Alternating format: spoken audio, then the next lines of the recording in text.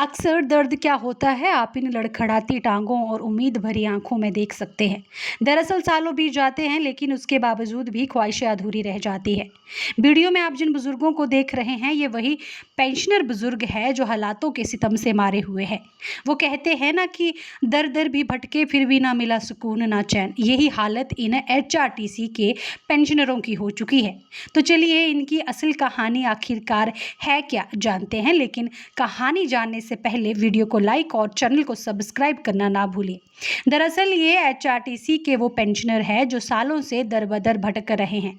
ना तो इन्हें समय पर वेतन मिल पा रहा है, ना ही अन्य भत्ते मिल पा रहे हैं। हालांकि अभी की बात करें तो पिछले 2 माह का वेतन भी अभी तक इन्हें नसीब नहीं हुआ है। सिर्फ वेतन ही नहीं, सालों से किसी भी तरह का कोई वित्तीय लाभ इन्हें नहीं मिल पाया है।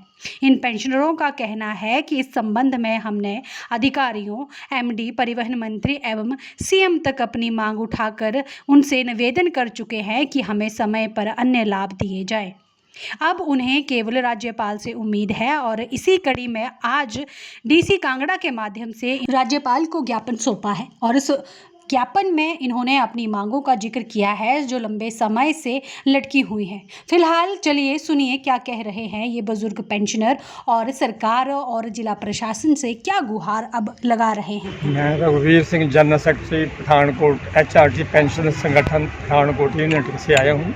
हमारी डिमांड है पेंशन को हमें हर महीने की पहली तारीख को मिलनी चाहिए, तो आज 18 तारीख हो गया, अभी तक पिछले महीने की पेंशन हमें नसीब नहीं हुई है। इस संदर्भ में मैं कई बार बातचीत की परंतु कोई आज तक रिजल्ट नहीं निकला। तो आज तक हमें पेंशन कभी टाइम पर नहीं मिलती, कभी 2 महीने के बाद, कभी 1.5 महीने के बाद, कभी 25 तारीख को।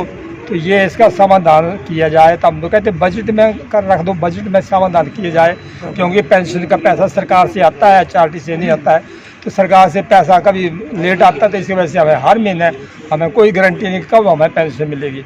इसके अलावा हमें जो हमारी दूसरी डिमांड है, महंगाई भत्ते का जो है 65, 70, 75 का महंगाई भत्ते का हमें एरियर आज तक नहीं मिला। 19% से लेकर 168% तक जितना भी DA बता था पिछले 16 से पहले का है, ये सारा हमारा DA पेंडिंग आज तक हमें नहीं मिल रहा है। पिछले 2 सालों से हमारे जो मेडिकल बिल है वो भी पेंडिंग पड़े हुए हैं।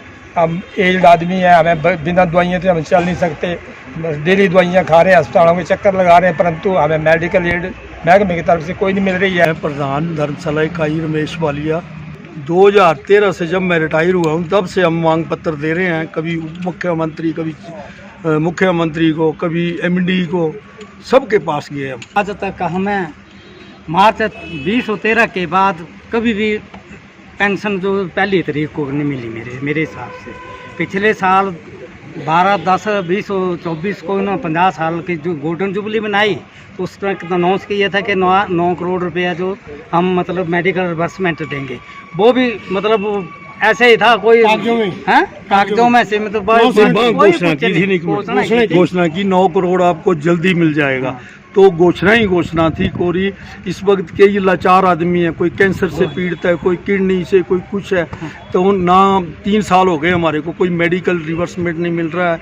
जो हमारे फैसले हो रहे हैं उसको भी HRTC दबा रही है, किस्तों में दे रहे हैं, यानी अब मेरी 71 साल उम्र है, तो मैंने लेना था 2 लाख के करीब, तो उसकी 10 किस्तें होंगी, कब लूँगा मैं।